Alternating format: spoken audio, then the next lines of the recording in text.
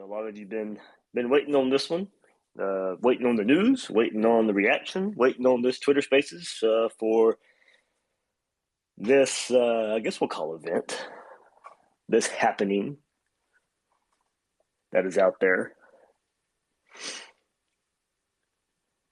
Crazy time right now out there. Didn't get a lot of sleep on the news last night. Just got through dropping the daughter off at school, but ready to go with this. Busy time, of course, but everything going on. As I said, a whirlwind of a day yesterday. Held on as long as I possibly could. I was, taking my notes for the Missouri Review. Had some good stuff ready to go for that. And then, I'm not kidding. I was about to hit record in probably the next 10 or 15 seconds when I got the first text message that something was happening, something was going on, that the team meeting had been called.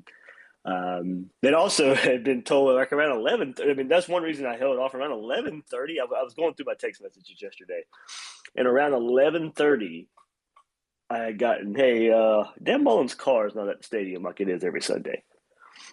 And I was like, "Oh, okay, maybe there's one sign right there. So let me go ask around." And got that again. Didn't let that die down. And then about 2 hours later is when we got the word that there was, well, not even 2 hours later, because this meeting was scheduled for 1:30. So around 12:30, 12:45, got the message of a team meeting that was going to happen at 1:30, and then putting two and two together, could figure out, and it probably wasn't 10 or 15 minutes after that we got the news. Dan Mullen was not going to be back at Florida. So whirlwind of a day yesterday. Wasted a whole lot of time taking Missouri notes, Missouri game review notes, but all good. And then we get the news and have a crazy day yesterday. So, all right, that sets the stage here for sound off with you guys. It's I know you've been waiting on it. The news, who's next, all that stuff. If you want to talk Missouri game at all, I know that's kind of fallen by the wayside now. But if we that was the last straw there, I guess, too. So all kind of conversations we can take it wherever you guys want to go. But let me get Ryan and Gator Quiz in here to begin with.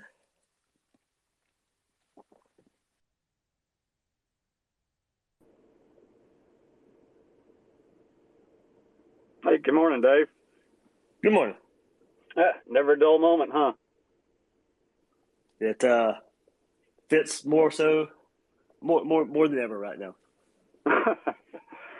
Well, I guess it's exciting and a little bit, depressing at the same time. Just because now we don't really know where to go from here. But who is your number one on your board? I mean, I know Billy Napier seems to be the hot name on Twitter, but I'm not really sure what the, what are the odds of that, what our chances are, what his interest is. I mean, what do you think? You mentioned the hot name on Twitter. The one thing that pulls me away from that, and not him, I'm just saying it pulls me away from the whole situation. Usually the hot early name is not the one that usually happens. Now, it could be out there because, Scott Strickland decided to go away from Dan Mullen basically a week earlier than a lot of people thought he would. Maybe to go ahead and get into sweepstakes for Billy Napier. Or maybe a conversation had already happened in back channels and a move just went ahead and needed to be made. I think a lot of it has to do with just the program direction and what happened Saturday versus Missouri, but also could be for the coaching search as well. So I think there's a couple ways to look at it, but what keeps me from jumping all the way in with all the Billy Napier talk is rarely does the early name happen. So I'm not saying it won't. I'm just saying that's just something to kind of look out for. But he'd be near top of my list. I don't know if I have a clear-cut number one, honestly, this time, like I did with Dan Mullen last time. I said it yesterday on the podcast, I don't think there's a clear home run going in. Not saying somebody can't turn into a home run hire. But, there is no Urban Meyer out there. And now, like I'm saying, the home runs don't always work out either. Tom Herman was a home run for Texas. It didn't work out. Scott Frost was a home run for Nebraska. I was about to say, Scott Frost was a home run. Right. So, it's not a bad thing that there's not a home run out there. It's really not. And who's to say Florida's going to get that one? And usually when there's a home run hire, it's usually one guy. It's usually one guy everybody points to. Who's to say Florida would get that one guy that was out there that everybody coveted? So, like Urban Meyer back in the day. So, I don't – it doesn't scare me either that there's not that guy out there. You just got to go identify the right guy and bring him in here. Napier is up there. He'd be one of my ones. I know it won't happen. If everything was even and there wasn't off-field stuff, Hugh Freeze would be up there for me with his, the recruiting prowess, of course, was a little improper at Ole Miss, but proved he could do it. But as far as you ain't trying. Right. There you go. And then maybe NIL kind of opens up some doors in that route, if you can read between the lines there. As a pure football coach, he'd be way up there for me in getting it done. But Florida administration is not going there, so I won't spend much time on that. But that's just if I'm throwing a list together and everything's even, he'd be up there. I don't see Mario Cristobal happening. Kiffin would be off the board for the same reason. I think Hughes and Kiffin would both. I don't think Kiffin's a liable option either, just because of his past. So yeah, I can see. I agree 100% with Freeze. I kind of feel the same way with Kiffin. Yeah, I can see that happening too with Florida administration, and I've stood by that. Now I've waned off of it a little bit. I still don't think it happens because of that, but I'm more open to it than maybe taking the risk at one point. I don't think it happens though either. So, but yeah, Napier. As you said, the early name that's out there that really is garnering a whole lot of attention.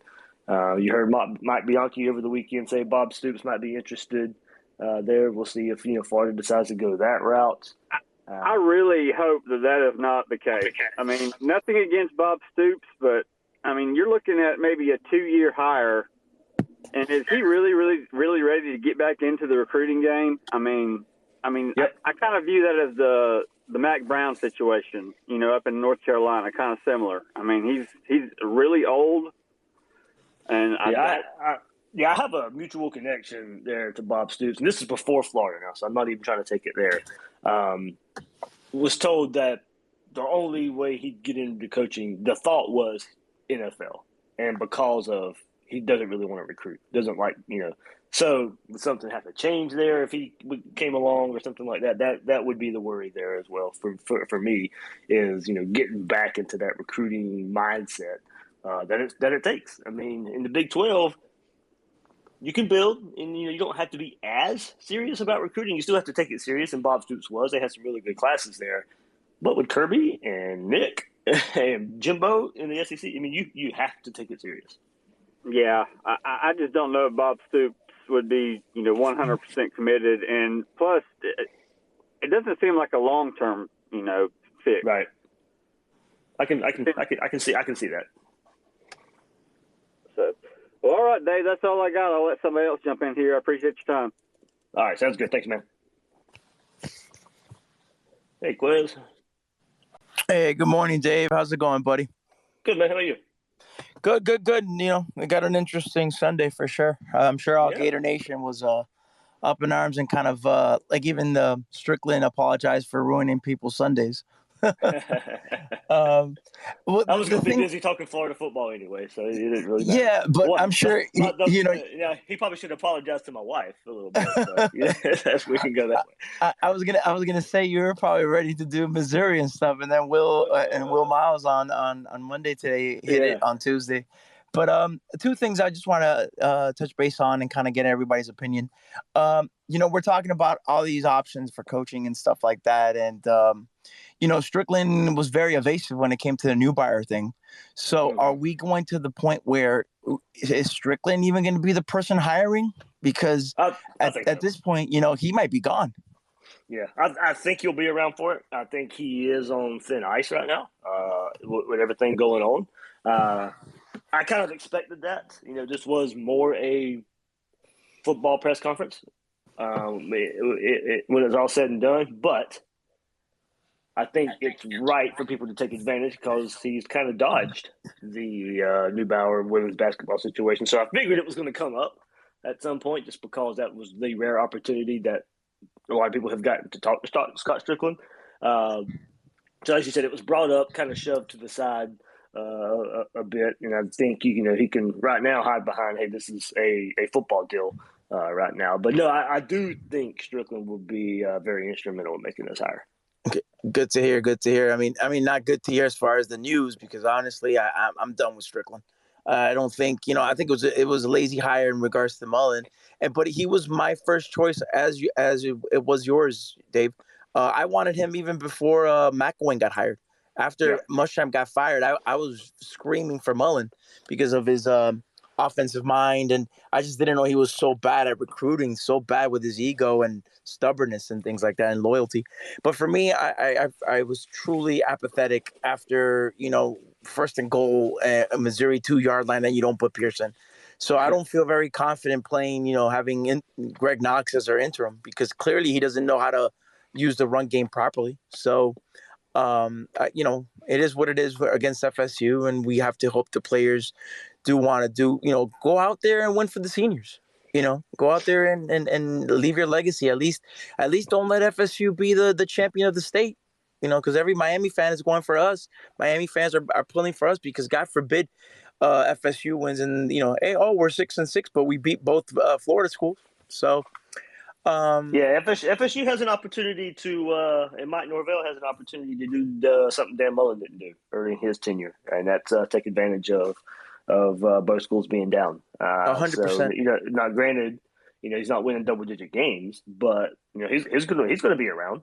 But at least his players are playing hard for him. His players haven't given up on him. Already a pretty good recruiting base to start with, and now if you can, sit here and say that beat Miami, beat Florida, you got something to point to recruiting, and you see if he can take advantage of it, like unlike Dan Mullen did. Well, we got to get some positive news, Dave, because I'm sure me and everyone else in Gator Nation is like, hey, look. I mean, you look at the news that just came out with Jaheim Singletary, a guy from Jacksonville that I was dying to get, and he goes to the Mutts. He goes to the tick magnets. So at the end of the day, I see Gator Ryan in here, and I was talking to him about that yesterday. I said, look, it comes full circle. I mean, it couldn't happen. It couldn't happen on a better day to really express the problem under Dan Mullen at Florida. You're 5-star in your backyard, Jacksonville, in the state of Florida, and he goes commits to your biggest rival. On the day that head coach got fired at Florida. But it's not just that.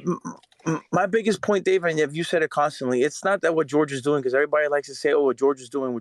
It's not. I don't even care if they don't win a national championship this year, which of course I don't want them to. But at the end of the day, they're stopping us from winning championships because at the end of the day, it's what Spurrier said. What's keeping us at that when he was the coach and when he was a player, it was Georgia. Get over that hump first before you even think about Alabama. But they're keeping us because they're getting the players that we should be. They should be Gators. They're keeping us from getting those players. And at the end of the day, let's have that mentality that Meyer did. Let's have that mentality that Spurrier did. Beat them in Jacksonville, and then we'll get to the next step.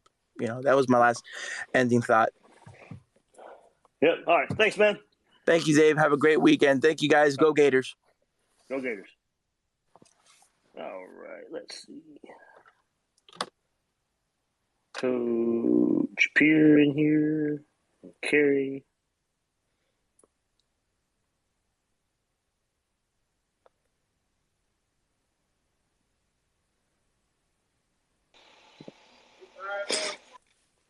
Carrie, you there?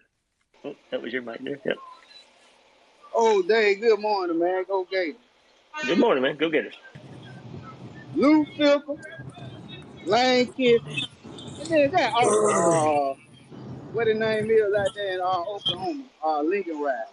That offer them folks up, man. And let ride, Gators. Let ride. Fickle's an interesting name. I think he could easily contact Urban Meyer about the whole Florida situation and coaching at Florida. So I don't know if that's a good or bad thing. We're looking at that, but would not mind that one. I think he should be on the list, but not sure. Not sure how that would go, where that would go. Of course, the Midwest ties, the Ohio ties.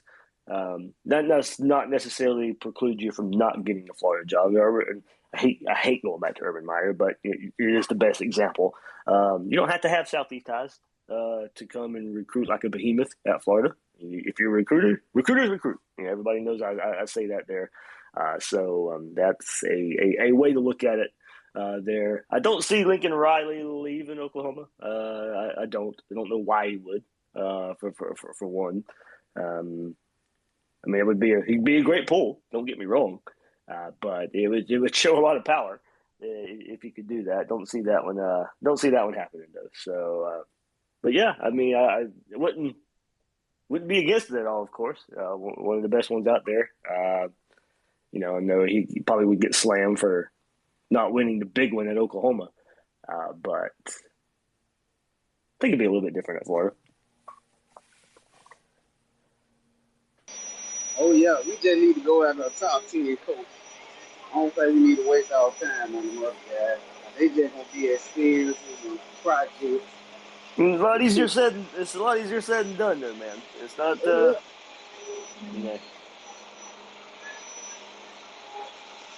So, yeah. All right, Kerry, you good, man? Oh, yeah, that's all I want to say, Dave. Appreciate you, Dave. All right, man. All right. Coach Pierre, I don't know if you're there or not, but you might still mute. I'm back. Hey, morning. I don't know. I'm a coach as well, and I coach high school sports, but I just want to see, like, we're at Florida. Like, recruiting isn't that hard. You just gotta want to do it, and that's the difference between, I feel like, where Dan Mullen was at, where Mississippi State, where the tension on recruiting wasn't that high. If he can just get decent enough players, win a few games, he was okay with that. And and like I said, Napier, obviously Kevin would be huge as well. Get somebody that wants to recruit and kick Georgia's ass every year. Like, I'm from Ohio, and you got Ryan Day at Ohio State, and they every day of the week, every day of the year, it's beat Michigan every single day, all day, regardless if it's football season, basketball season, hockey. They want to beat Ohio State, and that's kind of how we need at Florida, in my opinion, who wants to recruit at a high level and just win. Yeah, my good buddy Tony Agolini, he has said that plenty of times. Go get somebody that does not treat Georgia like every other game. Exactly. It's not. And there's a lot of truth to that. Spurrier didn't treat that game like every other game. That was goal one. Go beat Georgia. Go win the SEC. He knew the path. There it was a little bit different back then, but Georgia was still the traditional power when the division split. Of course, there was no SEC East, SEC West before that, but once Spurrier knew they were in the same division, okay, that's the school we have to go beat. That's the school we have to overcome. And it's pretty much the same thing right now. Much different because Georgia's going to be better, but still same mindset. Yeah, I just want to see someone that's a dog on the trail that does not that can sacrifice their family. And that's, obviously it sucks to sound like that, but that's the reality of being a sports fan like that. You want to see somebody that's going to be all in, just like we are. Based off of that, and I was going to save this for a good time to bring it up, but this is a good time as any. So Kevin Hagan, everybody knows, if you go back and listen to my last couple of Alabama previews, SEC championship game last year, Bama preview this year, I reached out to him about Napier because Kevin is really connected to Nick Saban. So I asked him what he thought about Napier. He goes, "I think he darn near walks on water." And so that was, a very, very positive look. And then he goes, I think he would be a great hire for Florida. He will get after Kirby. So that's somebody, who has been is close to the Saban staff, Saban himself, and that's his thoughts on Billy Napier. So take that for what it's worth. And I mean, I trust Kevin a good bit. That's why I bring him on Gators Breakdown when we talk Alabama, and that's a thought coming from there. All right. Yeah, I'm not a fan of getting that huge hire and throwing out, a lot of money. I just like what Michigan State did with Mel Tucker. I'm not a big fan of seeing a guy like that where, but I don't know. We'll see what happens the next couple weeks, months, hopefully days, sooner than later, and hopefully we get our guy. Yeah, I think there's a thought that this might happen pretty fast. If Napier is your guy, though, when do you get the announcement and he still coaches Louisiana for 2 more weeks because they're Sun Belt Conference Championship game? Do you have to wait till after that to announce it? But I mean, look, if it happens, it'll get out before then. It won't take that long to get out. But does he hold off on final negotiations and all that kind of stuff while he's playing games and preparing for a conference championship? So if he is the guy, it could take a couple weeks. If it's someone else, you have to figure out what situation they're in too. They could be in the same situation if they're in a conference championship game or anything like that. So that's something to look out for as far as the timeline goes. Right. Last thing, do you think Napier only gives the team 3 days to practice before the championship game, or do you think he does a full? That'll be a true slate right there to know who he really is. Yeah. All right, Dave. As always, go Gators. Go Gators, man. All right.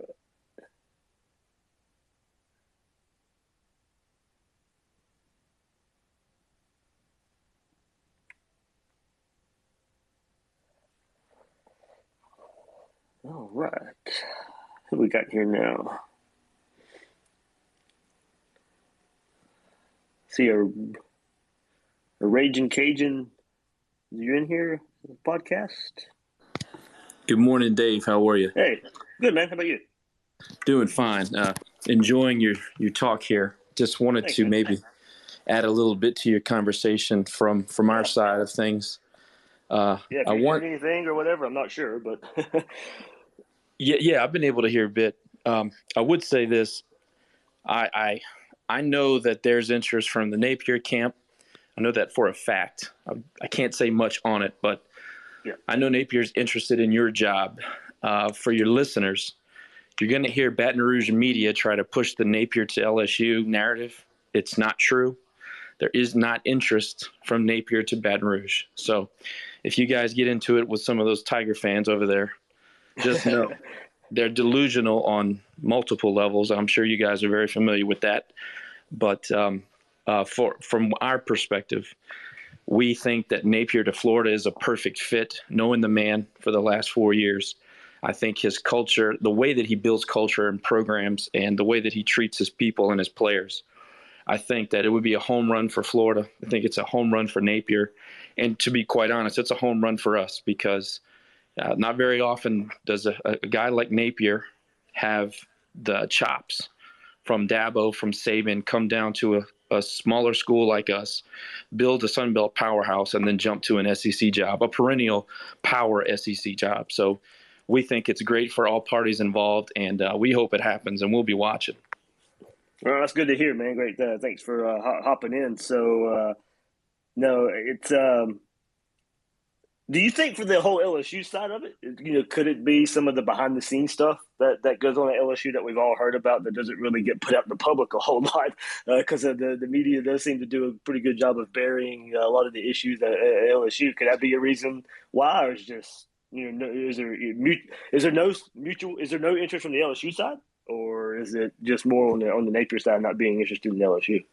There's definitely the Title IX issues, the FBI pending investigation.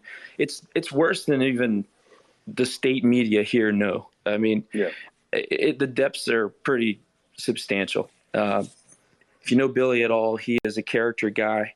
He's a people man. He's a family man, and he values job security. One thing that you're never going to get at LSU is job security. These guys just won a national championship 22 months ago, and they fired their guy. And not only did they fire him, they thought that it would be good to humiliate him on the way out. So I think that Napier and his family see that. I don't think he needs any of that in his coaching life. That guy's got a sterling reputation. That is my personal opinion. I think that Woodward's looking for a splash, as he always does. I think they have a guy that's on the hook right now. I don't know when it'll be announced. But Napier was further down the list from the beginning. Yeah. I know Nape. There's some interest between TCU and Nape, and also supposedly from Blacksburg. But obviously, Florida would trump those jobs if they thought that he was the guy. So those are the three that, in my view, and what I know of the situation, would be his landing spots. But to be quite honest, I didn't think Mullen would get fired. And I know the last couple of weeks have kind of really accelerated the process. But I thought that if he kind of, stabilized the ship and got some W's on the way out of the season in 2021, I thought he would survive it. But I mean, obviously, you had to make a move. That thing was done. I mean, this ship was crashing. It was over. Yeah, that's part of it. As I said, like if the South Carolina game kind of started it, right, probably still would have been safe beating Missouri and Florida State. Now, I think if you knew what you wanted to do, you go ahead and make that move. But I agree. The collapse and the speed of it is really something to behold when you look at how it all went down. But as you said, job security and all that kind of stuff. And some people have worried that about Florida too. Switching coaches every 4 years. And if Napier is interested, hopefully that doesn't hurt. The whole job security issue thing doesn't hurt there as well. Sure. And look, if you have any type of time on your hands, go back and look at the interviews that he gave when he got here, and even into his tenure at Louisiana. He has almost always made a point to say that job security was important. He tells an anecdotal story about when Dabo decided to let him go. The worst feeling he ever had was he had to go home to Allie, his wife, and say, we're not employed anymore. And he talks about that regularly. So I know, our fans down here understand that job security is at the top of his list. He's not chasing money. He's not chasing glory. I can tell you that. He's chasing job security. He wants to win a national championship, and he wants his family to be comfortable while he's doing it. So, if you guys have any sway, I would highly encourage you to push your administration to do the right thing. Billy's the guy for you guys, in my opinion. And I only say that because, look, we all know down here that the day was coming when he would leave. And there's a pretty strong belief around here that this is the time. So if he will end up somewhere other than Lafayette, Louisiana, I hope it's in Gainesville. All right, one more thing then before you say that, and I had this requested here from a good buddy, Ryan here. What is the timing of this, you think? Does it move pretty fast? Would he stay? You're talking about the kind of person he is. Would he stay and probably coach Louisiana in the conference championship game? Well, I can tell you this. When he got here, he had to rebuild a locker room. He had to establish a culture. And he is fiercely loyal to his coaching staff and his players, especially those seniors that he recruited when he first got here. I don't see a scenario where he leaves those guys before they finish their job, and their job is in a conference championship in Lafayette, Louisiana, where we host. So I just don't see him leaving before December 4th. Now, timing after that, maybe he leaves before the bowl game. That would be in play, I think. But I think his goal is to win that conference championship above all else. Gotcha there. Like it would not sway me not to make the hire, but right, that's definitely part of it as far as the a little bit of the picture right now. Sure. And listen, another thing is he's got strong ties to Florida, especially North Florida. I mean, the guy can recruit that area. He's got tentacles all in South Carolina, East Tennessee. I mean, I think you guys would hit an absolute grand slam with him. And I know the SEC is what it is. A lot of people want to win the press conference. They want to win the headline. I don't think Florida needs to do that. I think that they need to go with a process guy like a Billy. I think you can win for a long time. One more thing, and I'll let you go. And look, if it happens, you're going to be coming on Gators Breakdown. I'll go ahead and tell you that. So Good deal. If you're willing. Sure. Could he be the CEO type here at Florida? I think that's a lot of what the fan base was kind of looking for. You had Mullen, who not necessarily CEO type, the recruiting type, called plays when he needed to. Could he be a program overseer and kind of delegate and kind of build the program the right way from the CEO role? So I think people confuse a good in-game play caller or scheme person. I think they confuse that with a good program builder. We had Nelson Stokely here in the early 90s, and in my opinion, and some of the older fans' opinion, he's the best X's and O's coach we've ever had. That's my strong opinion. Billy is far and away the best we've ever had, and honestly, the best I've ever been around from a program building standpoint. I mean, this guy came to a perennial loser, Louisiana, USL, UL Lafayette, before Louisiana. We're perennial losers. We had a couple of years in the late 80s, early 90s where you could say, hey, that's a team on the rise. But outside of that, we have no history of winning. He's come in here and dominated a pretty damn good Sun Belt Conference over the last 5 years. So he's a program builder above all else. I think that he has some growing to do in-game play calling and kind of adjusting to what defenses are going to do to him, especially in the SEC. But listen, I would trade, if I'm you guys, I would trade that all day for a program builder. I mean, this guy's going to go in there with the amount of resources that Florida can give to him. And I don't think this is hyperbole. I think that you're Saban light early in his career. I mean, that is the mold that he used to build our program. And that's the system that he's going to carry wherever he goes. And I can probably tell you he's going to take a lot of the staff that he already has with him. So I think he's going to have a lot of the bones already in place when he arrives at his next destination. And, if it's in Gainesville, I think you guys will benefit from that. Hey, man, I can't thank you enough for hopping on here and sharing your thoughts on Napier with the fan base here. Absolutely, man. Just do me a favor and beat the hell out of LSU. We will try our best, man. Alrighty. You boys take care. Awesome stuff there. Let's see. Who else is in here that hasn't been able to speak yet? Unsub J, I think, if you're there. Yes, sir. Hey, Dave, I appreciate you having me on. Yeah, appreciate the Ragin podcast for that insight on Napier. That was pretty cool to hear from some people who are in the know in Louisiana. My question, Strickland mentioned they're looking for someone who can win at a high level and sustain it. I think someone asked him to expound on that, like what does winning at a high level look like? I know for me, 9-10 wins a year is good for me. There's 130 FBS coaches, 5 of them are going, and winning 11 plus games a year is tough out here these days. So I guess from you kind of a gauge, what does winning at a high level of sustainability look like to you? I know most of the fan base wants to be in the playoffs every year. But I guess more so from your state of view, what does winning at that high level look like? First and foremost, that game in Jacksonville has to mean, you're playing for the East.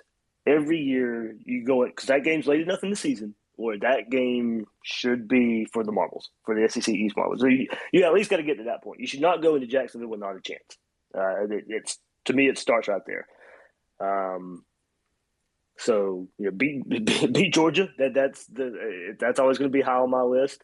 Look – You do have to throw realistic expectations here. I'm not expecting Florida to win the SEC championship every year. I think you got to go compete for it. I think you got to be in the conversation in November.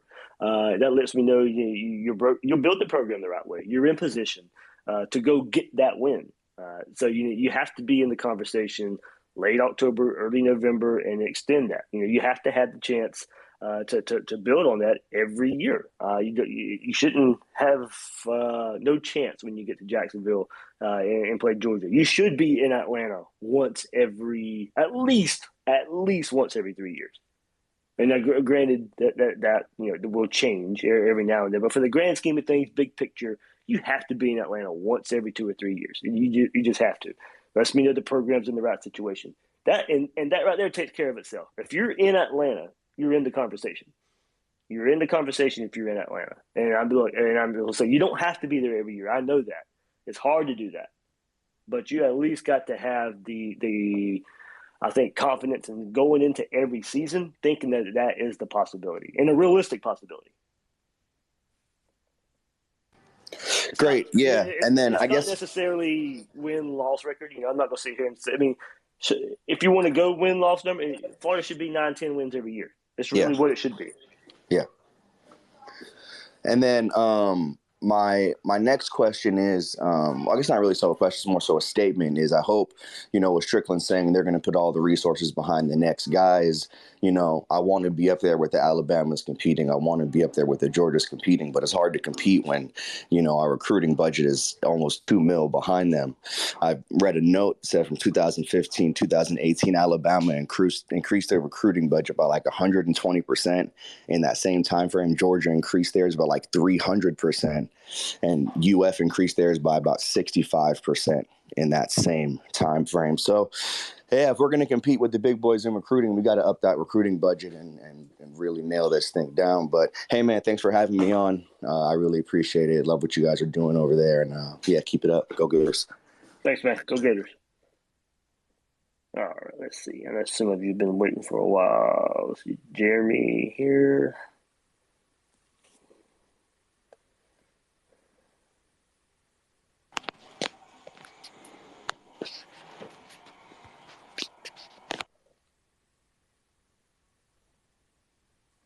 All right. Jeremy. Can you hear me? Yeah, Letty Professor. Yep. Hey, man. How you doing? Good. I'm enjoying the talk. The Napier talk was really good, too. That was awesome. But I've been my own little party here saying I think Chip Kelly's the guy I really want. I know that might not be a popular name for a lot of people, but I just think taking a risk. Chip does not want to be here. Oh, Chip's coming. I'm telling you.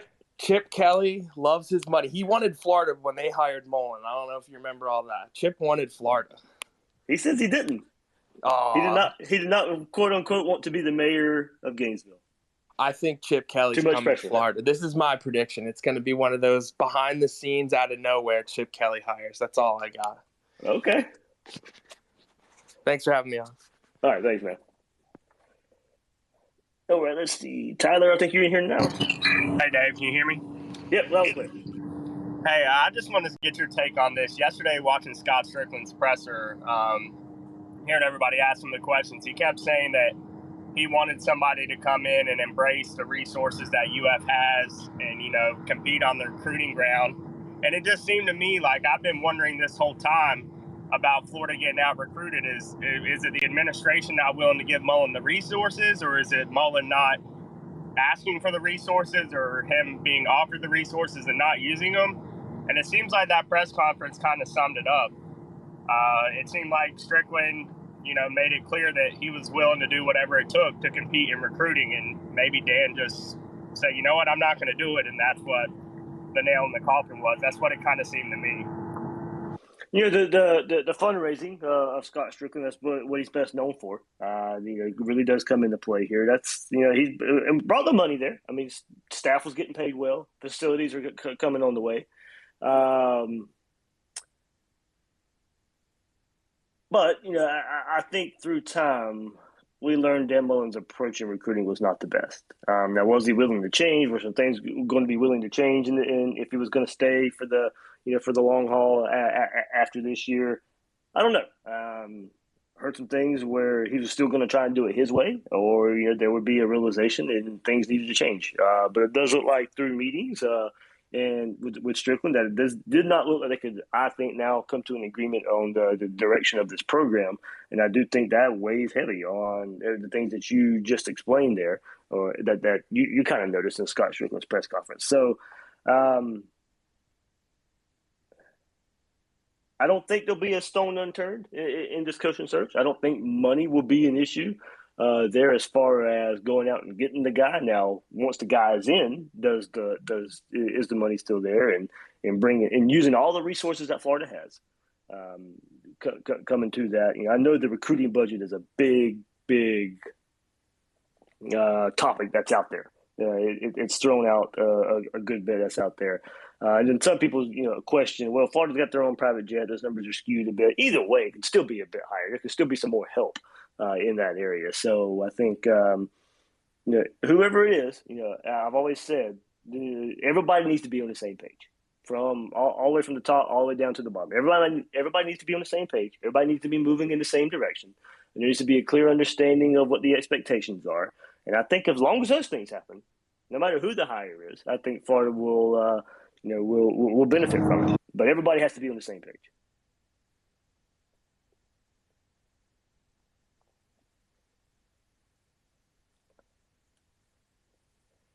All right. Hey.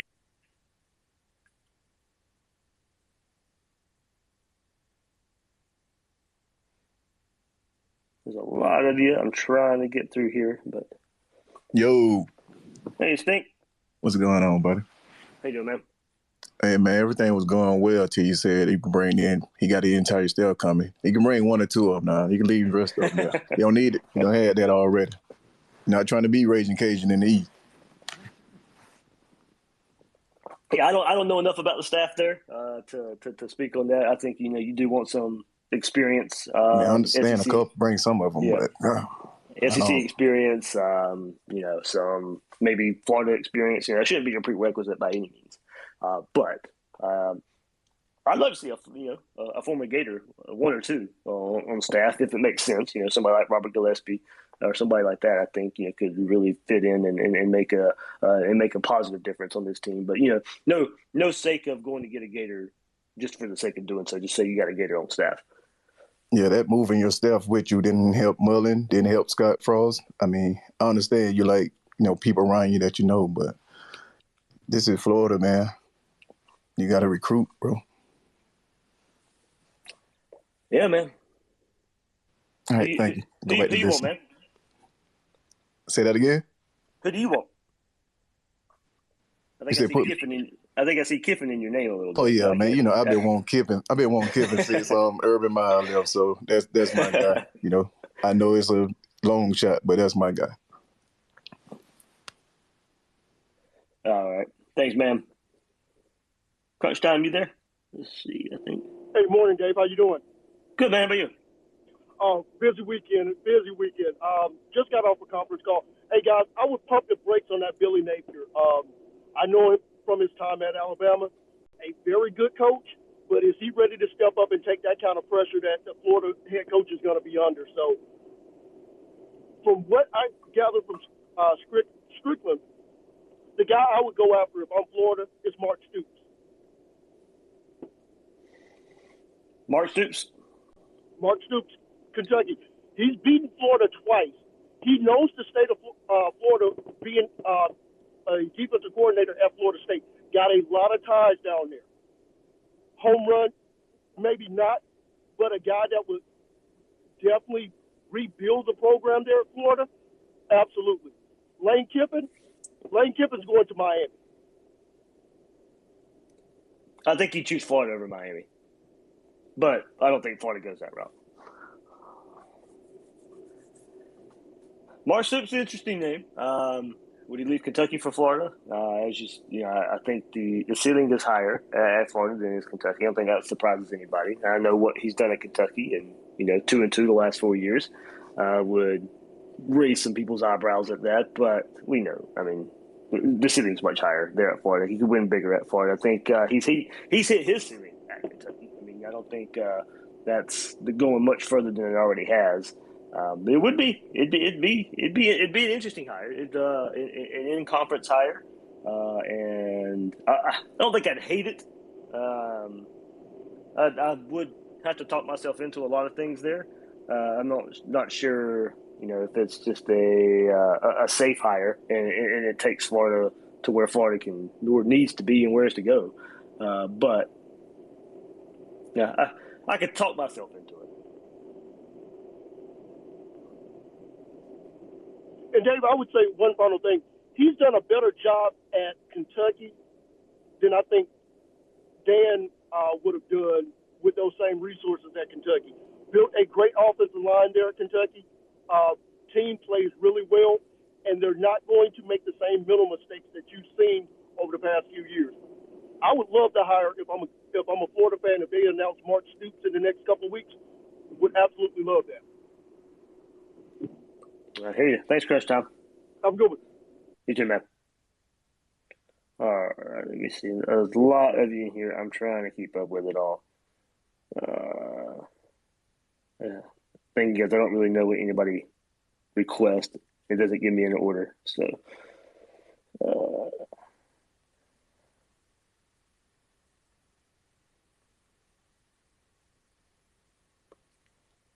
Well, a few more of you in here now. Hey, Dave, how you doing? Good, Mike. How about you, man? All right, great, man. I'm glad to be a part of this here. What we got going on? Hey, listen. Hey, good morning, Dave. Quick question. Yeah, man.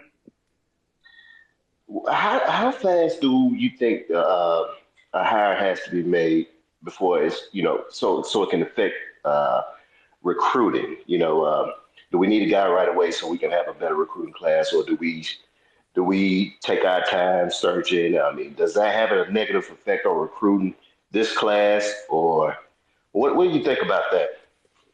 I think it can. I think for early signing day, this class pretty much is what it is. I mean, a week can make a difference. In the grand scheme of things, I don't know how much of a difference it really makes when you want to take a whole program look and a whole timeline look. You got to get the hire right. You don't.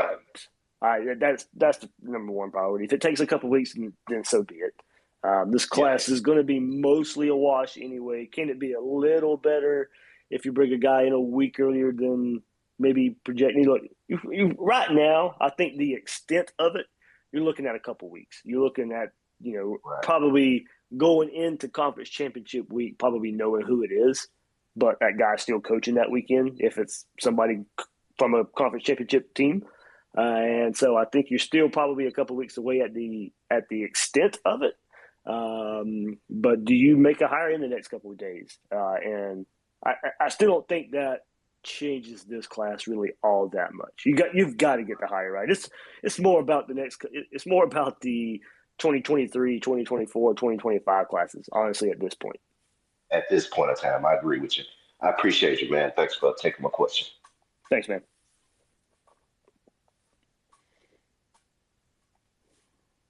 All right, I think Gator Laker Colton's in here, and hey, Dave. Hey, man, how are you?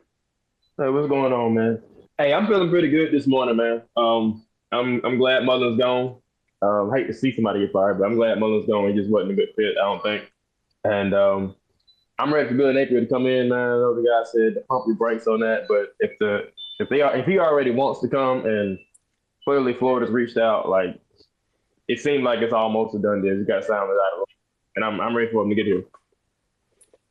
Yeah, no, we've heard from both ends of the spectrum there. Hey, good morning, Dave. So far. Hey, man, hold on now. Okay, so we've heard from both ends of the spectrum here for Billy Napier. We've heard some good, some not as glowing. Look, it's not going to be right now. I don't think anybody would think it would be a terrible hire, but there is some good thoughts there of what the pressure would be for this Florida job. And I think, him being in that environment of Nick Saban, learning there. Now, that doesn't mean that translates. I mean, Dan Mullen was around Urban Meyer for all those years, and it didn't translate. That doesn't mean you soak in everything that the best out there. Doesn't mean you soak it in. Doesn't mean you can do it. But at least there's the baseline of knowing the expectations, but will you do everything to live up to those expectations? Yeah, and with him being, I just want somebody that's going to recruit. If you can get good players in here, and like Duke said, he's a good CEO, then, I mean, that's what we need. Get good players. Eventually we'll start winning. You get your recruiting staff around you. He's got a whole new football facility coming up. Like, he'll be the first coach to get in that one. I mean, like, I think it's all set up for him to be successful.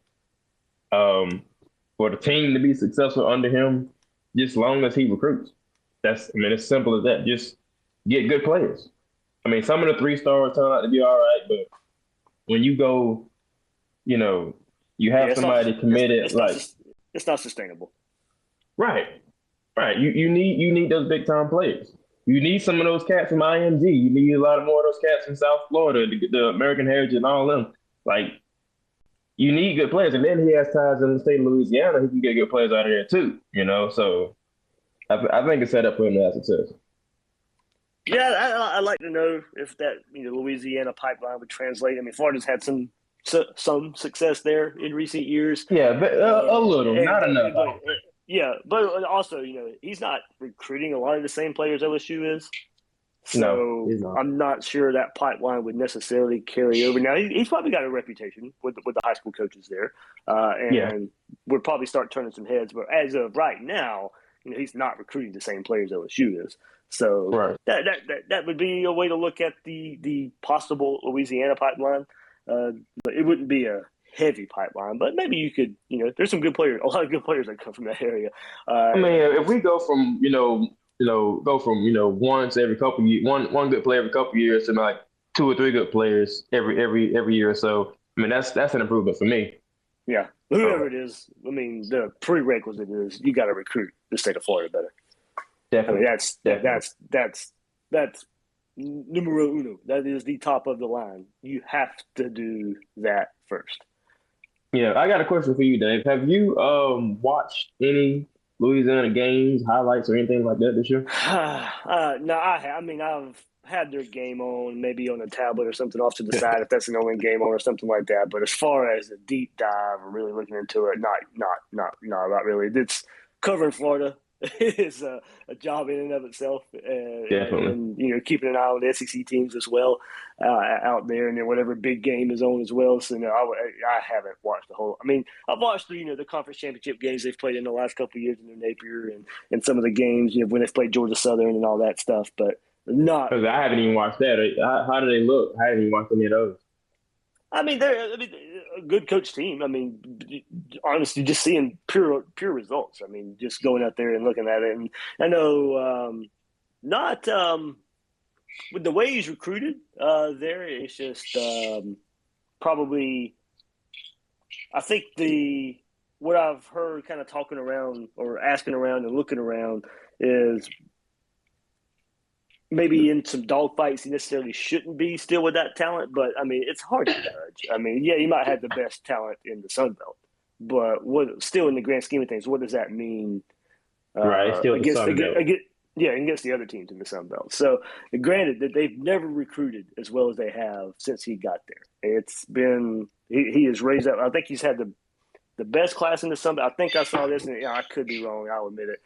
The past 2 or 3 years, I think it's past 3 years. I saw that. Yeah. Not his first year there, but I think his first year they were like in the top 3. Then it's like so far it's been like number 1. Yeah. So, but we know. Yeah, I said it yesterday on Gators Breakdown. Looking for a new coach, you got to recruit, and then develop. So that's exactly. That's what I'm looking for. Really. All right, well, that's all I got to do. It was my dad's talking. And then somebody just shared right now, if you want to go watch ESPNU, the game versus Liberty, Louisiana and Liberty is on ESPNU right now. So okay, cool. I guess I'll go tune into that then. Have a good one, Dave. Go Gators. Hey man, thanks. Go Gators. Hey Dave. What's up? So everybody want a coach that they never even seen in a game. I mean, nothing against the dude, but nobody ever watched the game on it. I mean, I'll be honest. I didn't watch many Utah games until Urban Meyer's name came up. I mean, I remember every Gator fan in the world watched that Fiesta Bowl against Pitt. So anybody know what offense he run? What type of offense or anything that they run? No, I mean, I got you. Look too. I mean, as far as I got you. It's cool, man. I was just wondering. I don't know if it's changed in the 3 years. I don't know if it's if it's what it is now is what it was 2 years ago. All that kind of. I'm like, I really, I don't know. I'm looking out there for type of coach, type of.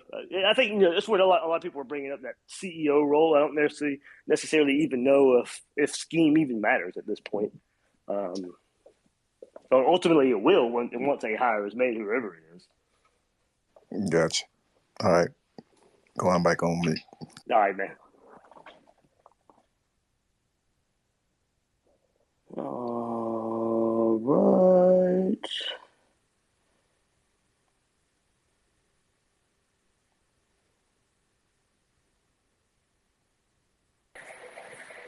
Dave. What's up, man? What's going on, Dave? I just came on here to let everybody know to mark me down for the Nate train, man. Whoever guy was, I don't know who it was, but he sold me on Billy Napier, so y'all can mark me down for Billy Napier. I haven't watched no Ragin' Cajun games, but I do know he been winning. So if we end up the Ragin' Cajuns of the East, I hope that translates into us beating Georgia and winning some titles over here. So that's all I wanted to say. Go Gators. I hear you. Yeah, man. That seems to be the hot name right now. We'll see. As I said, that early name scares me a whole lot. That's just sometimes the way it works. But maybe Strickland's got this thing further along than what we think, and that's why it's out there. I've seen some of their games. Man. I haven't seen none of the games, but I know he's been winning. So I mean, if we want a winning coach, a CEO, somebody who's gonna come in and like structure the program the way that he's been structuring over there at Louisiana, then why not? I mean, it don't seem like Dan did that. I've seen some of their games and stuff. They always play hard for him. Very disciplined, not a lot of penalties, and he's always has a famous quote where it says, "Scared money doesn't make money." So he's always willing, to push that envelope. And I think he'd be a great hire for us. I think he'd be a guy who'll be hungry to prove himself and would help Gator Nation get to that next level. Right. I think so too, man. You can mark me down. I'm not on the same train as Stink. I ain't on that Kiffin train, so you can put me down for that too. Nah, Kiffin is just James. He'll rob you and he'll ask for some money back. You're not on Kiffin train, but Kiffin's number 8 in the rankings right now. So I take that as he's winning also, and he's playing in the SEC West. So I got you, man. It is what it is. It's okay to disagree, man. But how long, Bucks, think about it, but how long would Kiffin stay with us? Kiffin will, Kiffin, who wouldn't leave Tennessee to go to USC? Who wouldn't leave FAU to go to Ole Miss? Come on. I Really? don't get that argument either. Yeah, there's steps have been progressive steps. And what about leaving Florida for somewhere else? The next stop. Where is he going to go? NFL. Where else is he going to go? I mean, NFL. Who wouldn't leave Florida for the NFL? I hope not. I hope not him. Yeah, I'm just saying, who would? I mean, more than likely, though, if he is leaving for the NFL, doesn't that mean he's having a lot of success? Exactly. So might well change that point, and then you can go to USC. The only thing that makes me worried about he was on the probation. The thing that worries me about Kiffin is, let's be honest. Look, how many times did he go for it on 4th down against Bama? You got to play smart as well. You can't just be reckless. He was working. How many times did Mullen should have went for it against Missouri when it was 4th and inches? We did. And now when it was 4th and inches, he didn't go for it. Bucks, we did. And he went an option play. About that, Stink? How many times he had a chance to go and maybe have a chance to win the game and get points before the half or something? He didn't do it. Yeah. So, i.e. against Kentucky this year. To me, it just seems like Billy Napier is somebody who's gonna come in and actually want to stick around. Not gonna be trying to head to the NFL. I could be wrong. I think Napier could come in and stay for a long time too. If Napier come in, I'm gonna support him. I think Napier will stay with us for a while. I think he's loyal. I think a lot of people are just discarding that loyalty. Because at the end of the day, do we really want to hire somebody else for 4 or 5 years? I want somebody for 12 years, 15 years. If we got a guy that could be a dog in the recruiting and a dog in. I want somebody that takes the Georgia rivalry seriously. Somebody that takes the rivalries and says, you know what, every day the goal is to beat these guys on the field and off the field. That's what I want. I want a dog, a person that bleeds orange and blue. But we might not get that. I thought we had that in Mullen, but clearly we didn't. All he cared about was the $7.5 million. All he cared about, as Dave has often said, his ego and stubbornness and thinking he's the smartest guy in the room. So if the NFL come calling for Napier, you don't think he'll leave Florida? No. I think we can match. I think we can match money wise, and I think we can match job security. He cares about job security, like the guy from Ragin' Cajuns talked about here. He cares about he cares about his family, and we both know. Don't forget Nick Saban. Don't forget Nick Saban doing it. Don't forget Steve Spurrier done it. Not Urban Meyer doing it. Yeah, I mean, it's gonna be a lot of ups and downs, a lot of what ifs with whoever we hire. It's gonna be a what if this, what if that. But you know what I mean? Whoever they do, if they do hire Kiffin, I'm gonna support. I'm gonna support them too. You know, I'm a Gator through and through, so it don't even matter. But the Ragin' Cajun guy definitely sold me on Kiffin, man. But I'm about to be in the bad service area. Appreciate you. Not a problem, Prez. On, David. Go Gators. Go Gators. Go Gators. Go, you didn't blow a kiss, did you? See, man, I think you're in here now. Dave, if you don't mind, can I cut in just for a second? Yeah, absolutely. Okay. I just wanted to tell the guy, I'm sorry, buddy, I can't see your name there, but Billy Napier's from Georgia. This is the Ragin Cajun guys, by the way, guys. So. Yes, sorry about that. Josh from Ragin Review. Billy Napier's from Georgia, so he's going to take the Georgia rivalry seriously. Number two, if you guys are worried about recruiting, let me just let you know that Billy Napier and Rob Sale convinced Stetson Bennett, yes, that's Stetson Bennett, to gray shirt at Louisiana. The only reason he never made it to campus is because they weren't going to commit to him as a starter, because we have a record-breaking quarterback that has started all 4 years. So don't worry about recruiting. Listen, before Billy Napier got here, we couldn't crack the top 100 in Louisiana players being recruited to our school because LSU ate them up. Tech got the leftovers. I don't know, the last 4 years we've gotten in the 20s. So I know that I didn't provide too much context with there. Just let you know that is substantial for us. The other thing is, someone asked about the scheme. We run power run out of the spread, pistol and shotgun. So you guys are going to see a lot of running. I know sometimes the highlights are deep passes and whatever, but our bread and butter is the running game. Look, we have a NFL running back, Elijah McGuire, starting for the 49ers. We've got running backs all over the league for the Raiders, for the Kansas City Chiefs. This guy's going to produce running backs. He's going to produce the best offensive lines you've ever seen. That is what he does from a recruiting standpoint. So I just had to interject there because I had too much information to give out. Yeah. Like I say, there's a lot of those I couldn't answer, so I'm glad you were able to. So. Hey, that sounds good, man. But I just hope the running game is, legit. Cause one thing about Gator Nation, they love passing. Yep. They love passing. They don't sit back and like to just run. That's what Muschamp done. And I totally understand that. And look, I know the history. I followed the Gators for years. The thing about Billy is, instead of using the run to set up the pass, he uses the pass to set up the run. Now, that could be with personnel that we have. If you go back and look at Arizona State, I mean, they sling it around pretty good while he was the OC there. So he may be one of those guys that just uses what he has on the roster. But like I said, dude, we all understand that Florida is going to give him resources that he just doesn't have here. At the end of the day, the man is going to build a program and a culture that, number one, you'll be proud of, but number two, will last. And that to us, that was the thing that we were always missing. We can get players here. The issue is that we never had a system in place that would turn over year after year. And you're going to get that with Billy. I've seen him coach. I like the guy. I think he's a guy that would make rivals and make opposition coaches nervous, because he's a guy who's willing, like Strickland says, to recruit with integrity. A guy who's not going to be getting a show clause like Mullen said. That's why he couldn't answer that recruiting class, that question that people were asking him, Nick De La Torre and Dave, in recruiting. How can you answer that question? Oh no, I couldn't go out because I have a show clause. I don't think Napier's going to give us that. He's going to give us a guy who's going to be hungry, a guy who's going to be hungry to show, listen, this is what I could prove, and I could run a clean program with integrity and win championships. I have no doubt. In my book, Napier is on number one. It's also why he's not going to end up in Baton Rouge. In my view, he doesn't want to be associated with that. The guy's he has a sterling reputation, and he's got young children and a wife who really believes in their faith, and they're good people. Are his children? Really does he have daughters? Lots of people say that. Okay, but Billy is the real deal. I mean, I've seen it with my own eyes.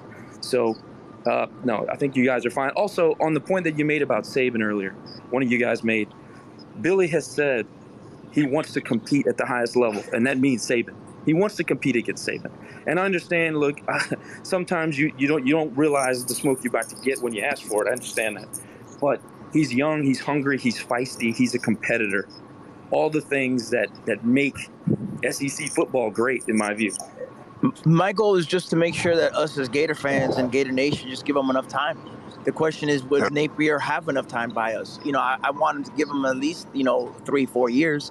Who knows if overall, I don't want to be associated. I'm a diehard Gator, and so all of us here listening. But I want to be known as a program and as Gator Nation family that is willing to give our other family, our extended family, enough time to do what they got to do. You know what I mean? That's important too. We have to make sure that Gator Twitter is positive and give whoever comes in, regarding if it's Napier or anybody else, enough time to do what they have to do. I mean, exactly. But you can't be in year 4 and Oh no, this is Going, Bucks. This and is going no. back. This is Mullen was an incredible. He put himself. Listen, he had his own shovel. He threw himself on the ground in the hole, and he told Emory Jones and Todd Grantham to put him in. So that's a different story. If he would have done like Dave said, the right firings, and Will Miles said it as well. That you fire Grantham and you let AR-15 play more games this year, we would have had a different story. If we were 9-3, even 8-4, but with some positivity, some optimism, some looking light at the end of the tunnel, like Dave said, in recruiting, this would be a different story. We would still have Mullen for the next year. That's a different story. I think it's a blessing in disguise for you, because I think you had a culture problem. And look, I think Mullen is a good coach. I just don't think he's a good program builder. No, he's an OC. He's a coordinator. He's a coordinator. He's a glorified. So it's a blessing in disguise for you guys. And look, I think if you're looking to win next year with Billy, you're not gonna. He's going to take his time and build what he knows he can build. I think within 2 years, Florida's in the SEC championship, though. I strongly believe that. I watched him take a bunch of guys that really had no business playing D1 football 4 years ago and take them to a Sun Belt Conference championship and compete with App State. So, didn't they beat a Power 5 this year in one of the first games? Didn't they play Power 5 last year? Last year we went to Iowa State and dominated them. There you go. I saw that game. I saw the game with the Cyclones. Cyclones were highly ranked. They were highly ranked. I saw that game. Well, they won the Tostitos Fiesta Bowl and were number 7 in the country. So. Yep. There you go. Hey, Dave, I'm listening to one else talk, but let me get one question in with Ragin. Okay. Hey, for one thing, thanks for the info, man. You've been very helpful to all of us. Yes, sir. But my question is, does he play the best player? Well, and the reason why I'm asking that is we just had a coach that likes seniority over your best player. Yeah. It's funny you asked that. We have a guy that at quarterback that a lot of us fans have our issues with from a decision-making process. And a bad one. It happens from time to time where we question the talent behind them, of course, like every other fan. But I will say this, man. He's going to play the guys that he trusts. And I think that's part of the learning curve with Billy. I think that once he gets to a higher profile job, he's going to have to make some decisions he's never had to make before. One thing he likes is the idea. The reason why he turned down Auburn was because he wanted control over his roster. And Auburn wasn't going to give him that. South Carolina wasn't going to give him that. He turned down 3 SEC jobs. I don't know if you guys knew that. Mm-hmm. But the thing about that is that when he came to the school, he formed relationships early on. And one of those very close relationships was with the quarterback of our team, who has gone on to break several school records. So obviously he was correct in that assumption or in that relationship. But it's a good question. I think it's TBD, to be honest with you. I think that he's going to have to grow as a coach from that standpoint. Recognizing talent over maybe a loyal relationship, I think that might be something that might be an issue for you. But he hasn't been wrong. It's just that we don't know yet. You know what I mean? All right. Good question, Steve. All right, CT, you in here now? Hey, what's going on, Dave? Hey, man. So, just getting on here. We're talking about Napier quite a bit. So, I know. I'm pretty sure you mentioned it earlier. I know Florida reached out to him several weeks ago. It's camp anyway, and I just think I think he's a great coach. I know that his history in Louisiana recruiting, he was the ace recruiter for Alabama in the state of Louisiana. Cam Robinson, the awesome left tackle that played at Alabama, he recruited him, and then he went down to Florida and got Jerry Jeudy, the guy has a history, and I love what this guy from the Ragin' Cajuns, and thank you for being on here, man, so informative. But I'm very excited about the future of this program.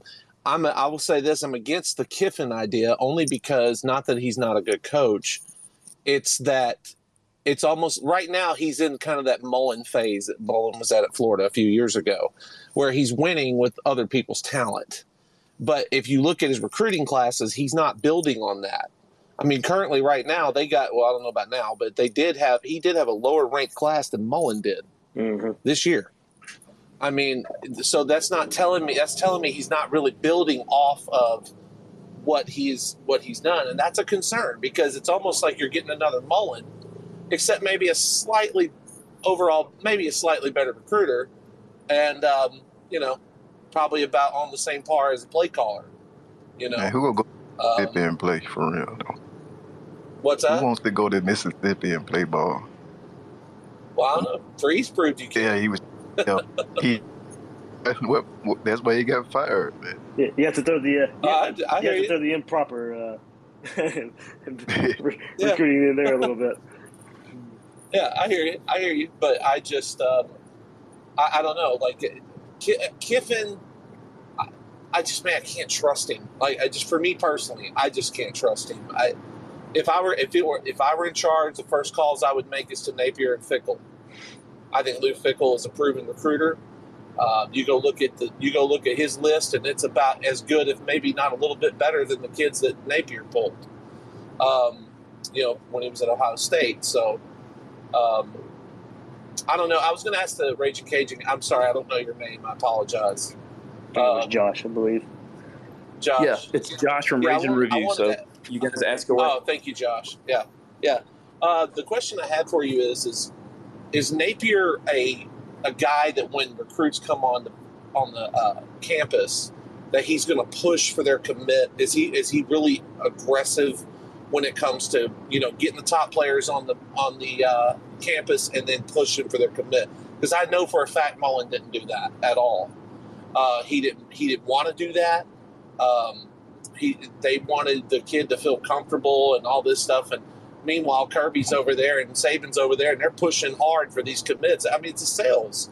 And if anybody that's in sales knows, if you don't push, you're not gonna get that sale. In my view, it's his biggest strength as a recruiter. He does it in a way that makes the family comfortable, and that is such a huge part of the puzzle. He makes the families feel comfortable, and he does it in a way that isn't pushy, but he's great at it. He's great at closing the deal. If you spend any amount of time around the guy, he comes off as just a regular old guy. It's hard to explain without having any personal knowledge, of him. And you guys, if he ends up in Gainesville, he's pretty accessible when he's out in public. Now, he's not a huge media guy, which I don't know how you guys will react to that, but he's a man of the people when he's out and about.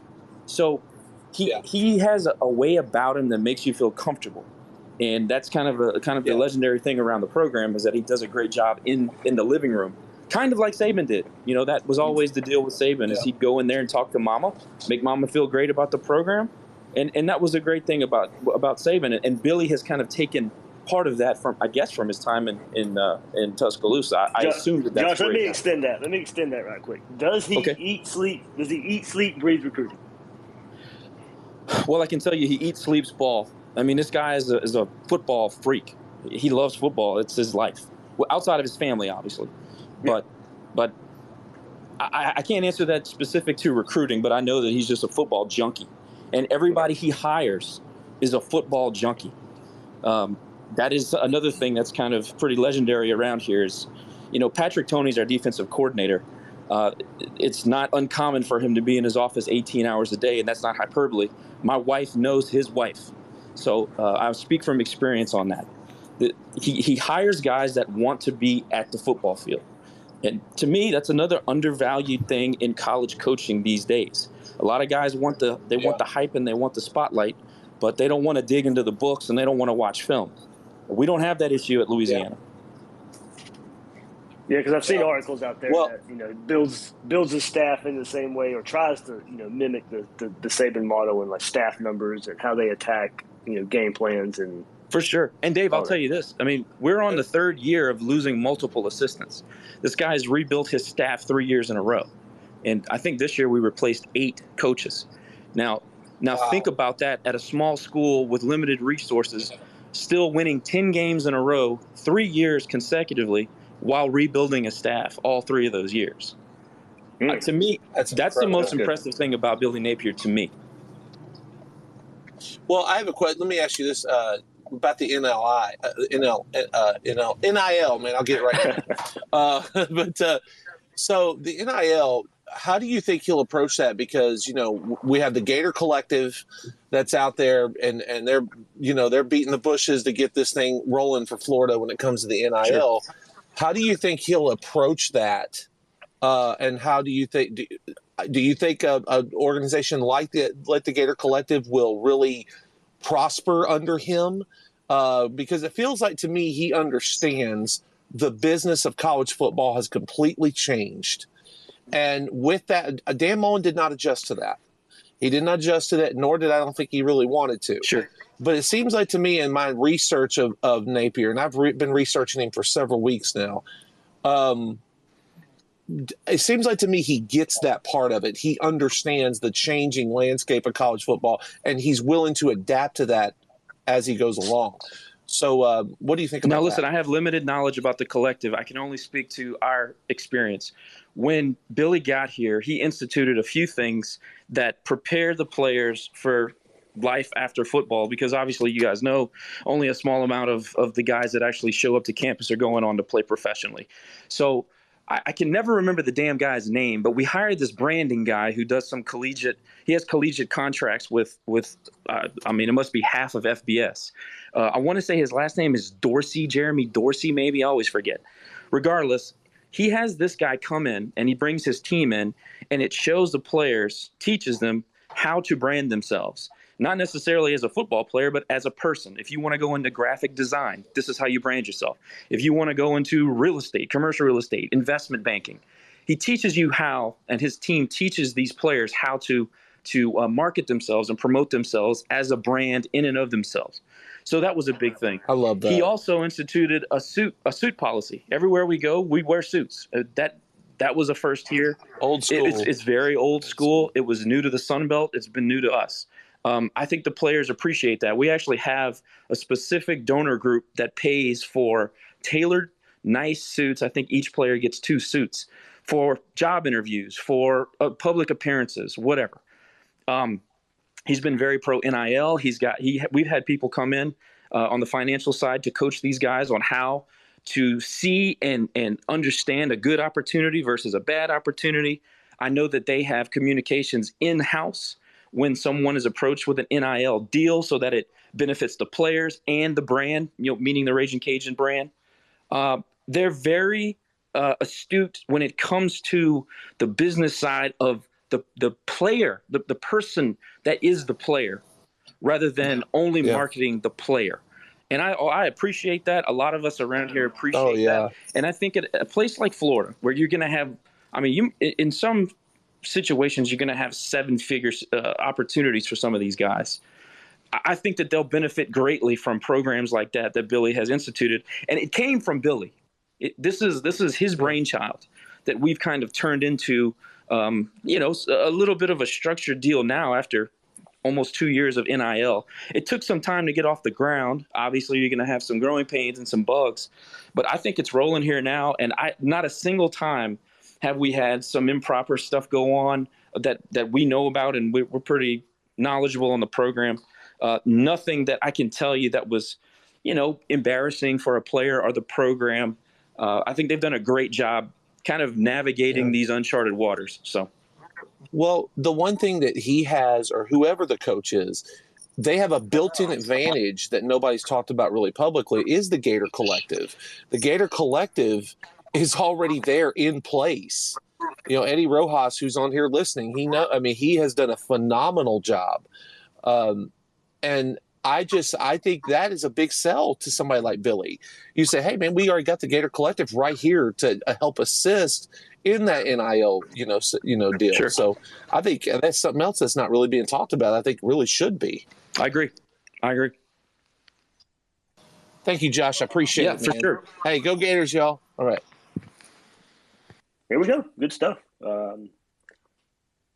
Trying to connect these dots here. Maybe I need to rename the title of this to Dan Mullen Fired Billy Napier Show, because that's exactly what we're getting here. So I know the interest is big time there right now. with Billy Napier's name going around. Let me bring in Carlos.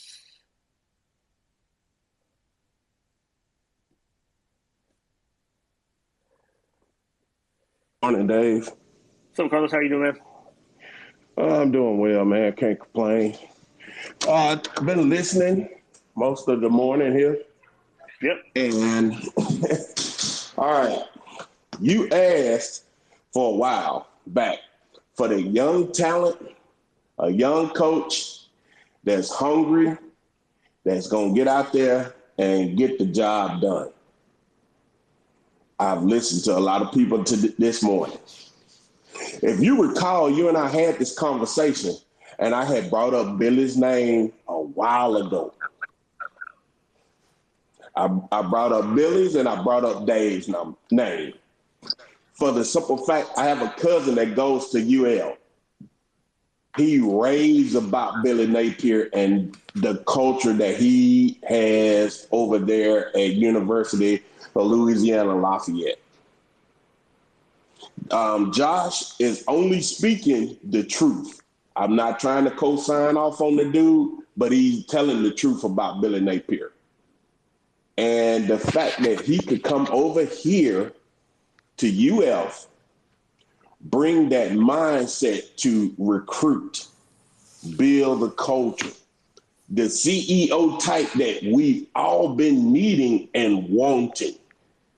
Now, will he build his staff in accordance? I truly believe that he would. Because anybody that knows ULL, like Josh said, they wasn't hitting on nothing. They really wasn't. They was one of the last schools in Louisiana that students would rarely go to. And me being from Mississippi, I'm telling you, I know this for a fact. But that man been there, he's changed the culture, and to be able to be in step with App State constantly, because even though a lot of people are like, oh, but he don't have Power 5 experience, a lot of coaches didn't start off in Power 5. They started off low, they built their name up, and boom, they got jobs. We need young talent. We need young head coaches that is willing to get out there.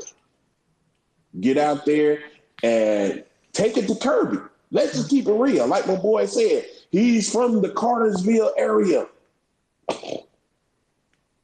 And he knows how to recruit Georgia.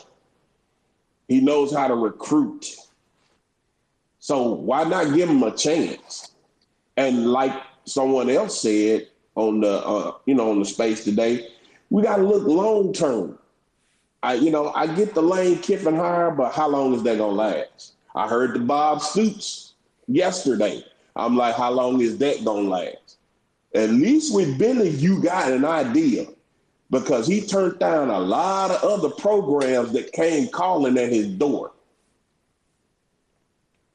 And we talking about Power 5 teams that came knocking at Billy Napier's door, and he turned them down. That's all I'm saying. Yeah, Auburn, Tennessee, South Carolina, I think was the three Josh was talking about there. So yes, sir. And South Carolina, Mississippi State, and Auburn. Oh, Mississippi State, okay. Yeah, that was me, Carlos. We talked about 15 years. I want a guy, Napier, who's gonna stay 15, 20 years. That was me. Exactly. And I mean, I watch them because my cousin goes there. And Josh was right. They play disciplined football. You ain't got to worry about false starts and folks not knowing where to be and late lining up and all that. No. He plays disciplined football for a lower tier school. It's like watching junior Alabama play. And I'm being for real. He might have learned from Saban, unlike Mullen learning from Meyer. That would be and here's the other thing, Dave, that I want the listeners to understand. When you go and talk to any player that has played under this dude, they will tell you, they like the minute his name is mentioned, is like a Christmas tree lighting up, because that's just how much he cares about his team, the university that he's represented, and the way of life. Josh ain't lying about it. Now, I'm telling you, I'm secondary in everything Josh is saying, only because I have a family member that goes there. And I call them myself, first cousin. I'm like, hey, cuz, tell me, about Billy. I watch him. He's like, man, let me tell you, Billy is the real deal. He comes to all the student functions. He's that kind of dude. He really gives a care about the program. And that is what we need. We need someone who understands the Gator standard and is going to hold himself accountable for everything that goes on. A CEO type. And that's what I want to say this morning. Like I said, I've been listening to you guys back and forth. I'm hyping, but then I'm really co-signing what Josh said as it relates to Billy. All right, hey, Carlos, thanks, man. Let me get Jeremy in here. He's been waiting a while. Jeremy, you there? Unmute your mic. There you go. Hey, good morning, Dave. Good morning, man. Dave, can you hear me? Yeah, I'm clear. Go ahead. Hey, I ain't got long. I'm fixing to head down your way to Waycross, Georgia. But hey, I want to say Billy Napier. I think after listening to Josh, I think Billy Napier may be the guy. My only question is he allowed to bring his coaches with him? I want more developed guys or more proven guys. Coach Snyder, I think he's going to fix and be let. I think the whole staff will be let go from Penn State this week, or if not this week, maybe next week. I'd like Coach Snyder back. Maybe bring some SEC assistants in this already in the conference. I don't know, man. I think that was Mullen's biggest issue was his assistants. If he wouldn't have brought his buddies in here, he would still be here. I think that was his only issue. That's all I really got to say. It's stressful. I don't need anybody want these Florida State tickets. Y'all can have them. I don't even want them. I want somebody to go though. Last game of the year, man. Go enjoy yourself. Right. Last game of the year. Thanks, sir. Y'all have a good day. All right. Thanks, Jeremy. All right. Good stuff here. I am going to have to call it there. I got to get started on the day. I've been going an hour and a half here. I know a lot of you are waiting. I'll try and do another one this week before, maybe even before Friday. I just a lot of stuff going on right now. Sorry I couldn't get to everybody. We'd be on here for 8 hours if we kept it going. So let me get going, get prepared for a show tonight as well. Will Miles and I will get together. Will's on vacation in the state of Florida, visiting family, so it'd be a little different style show, but of course cannot let this news go by without Will and I getting together and discussing it. You can go check out his stuff there too. Check out my episode yesterday, right on the heels of the announcement that Dan Mullen was going to be fired. So you get in a little bit more of my thoughts, why it happened, how we got there, all that good stuff. Quick little hot board list there of coaches of maybe where to go next. But everybody, thanks for hopping in. A lot of good info here. Thanks for Josh from Ragin Review stopping in and giving us a big highlight of Billy Napier here. So we'll see where this goes. We'll see how quick it happens. Stay tuned, of course. Everybody, I know you all be on Twitter and everywhere. If anything breaks, anything happens, we'll be here to break it all down. But everybody, thanks for this Twitter Spaces. Thanks for getting involved, and we'll see you on Gators Breakdown this week.